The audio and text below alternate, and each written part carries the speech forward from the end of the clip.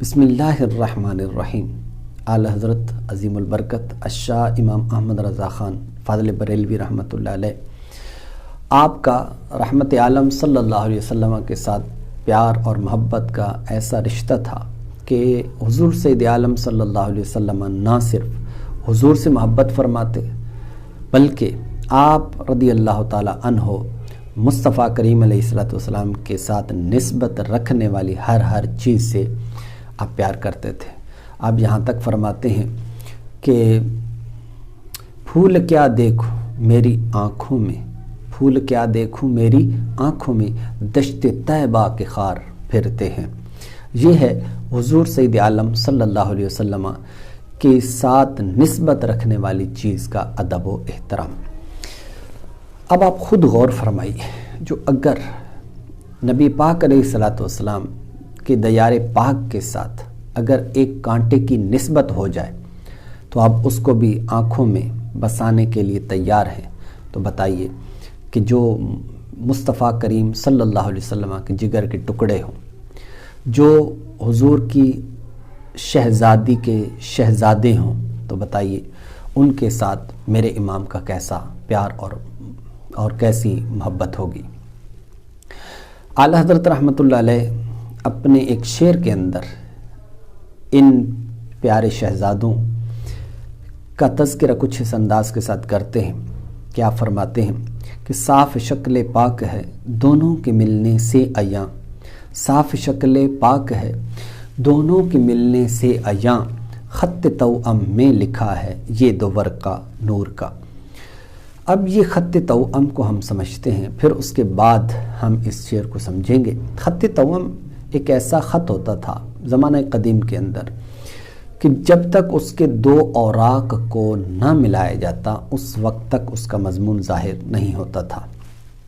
مثال کے طور پر اب قدیم دور تھا، زمانہ تھا، تو اس میں پڑھے لکھے لوگ کم ہوتے تھے، تو وہ ایک محب اپنے محبوب کو اگر کوئی پیغام لکھنا چاہتا تو وہ ایک خط کا ورق وہ دے دیتا قاصد کو، وہ پہنچاتا، پھر اس کے بعد اس کی طرف سے جواب آتا کہ ٹھیک ہے جناب ہمیں یہ خط پہنچ چکا ہے، پھر وہ دوسرا ورق، دوسرا حصہ جو خط کا تھا وہ بھیجتا، اور پھر اس طرح پیغام آ جاتا کہ ٹھیک ہے ہمیں دونوں حصے موصول ہو چکے ہیں۔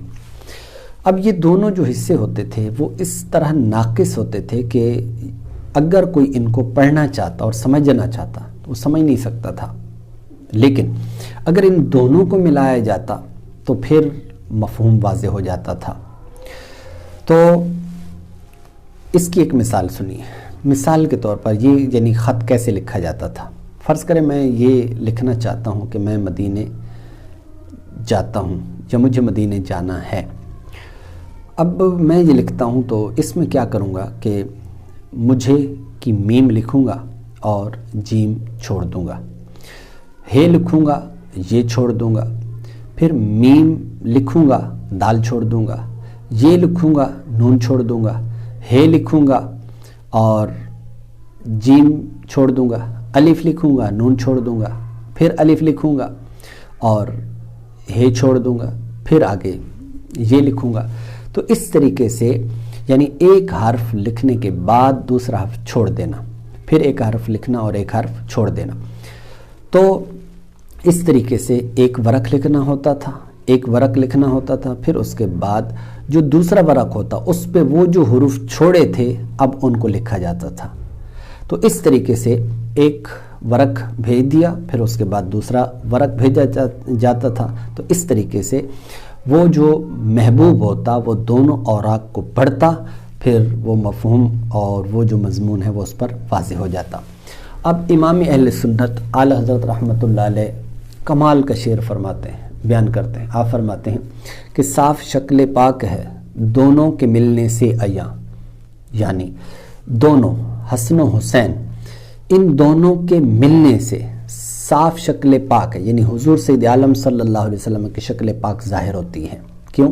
اس لیے کہ مولا علی مشکل کشا شیر خدا کرم اللہ تعالی وجہہ الکریم کی روایت جامع ترمذی کے اندر موجود ہے۔ کیا فرماتے ہیں کہ جو حسن ہیں یہ سر سے لے کر سینے تک مصطفیٰ کریم صلی اللہ علیہ وسلم کے مشابہ ہیں، اور حسین رضی اللہ تعالیٰ عنہ وہ سینے سے لے کر پاؤں تک حضور کے مشابہ ہیں۔